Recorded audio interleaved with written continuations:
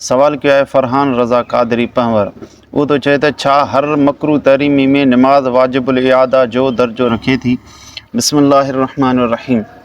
हर मकरू तहरीमी सां नमाज वाजिबुल इयादा न आहे, यानी उनखे ॿीहर पढ़णु ज़रूरी न आहे।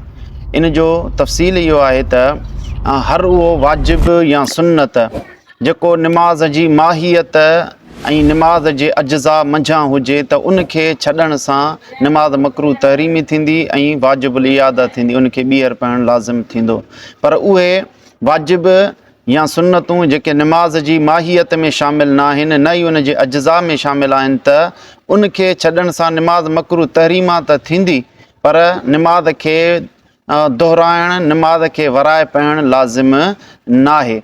इन जो मिसाल ईअं सम्झो त अगरि को शख़्स नमाज जे दौरान उबतड़ क़िराअत थो करे त इहा नमाज मकरू आहे, पर इन सां नमाज खे दोहिराइणु, वराए पढ़णु लाज़िम न आहे। हिन करे जो क़िराअत खे तरतीब सां पढ़णु क़िराअत जो वाजिबु आहे, क़ुर जो वाजिबु आहे, नमाज जो वाजिबु न आहे। इन जे करे नमाज मकरू तहरीमा थींदी, पर नमाज खे इयादो करणु, वराए पढ़णु लाज़िम न आहे। अद्दुरुल मुख़्तार जे अंदरि आहे कुल्लु सलातिन उद्दियत मा क़राअत तहरीमत तजिबु इयादतुहा।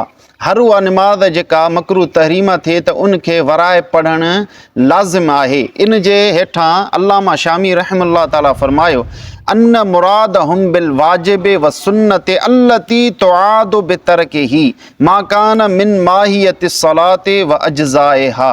पाण फरमाइनि था त हर उहो वाजिब ऐं सुन्नत जंहिंसां नमाज खे वराए पढ़िबो आहे, उन मां मुराद उहे वाजिब ऐं सुन्नत आहिनि जेके नमाज जे माहियत में ऐं नमाज जे अज्ज़ा में शामिल आहिनि। इन मां मालूम इहो थियो त हर मकरू तहरीमी वाजिबुल इयादा जो दर्जो नथी रखे। वल्लाहु आलम बिस्सवाब।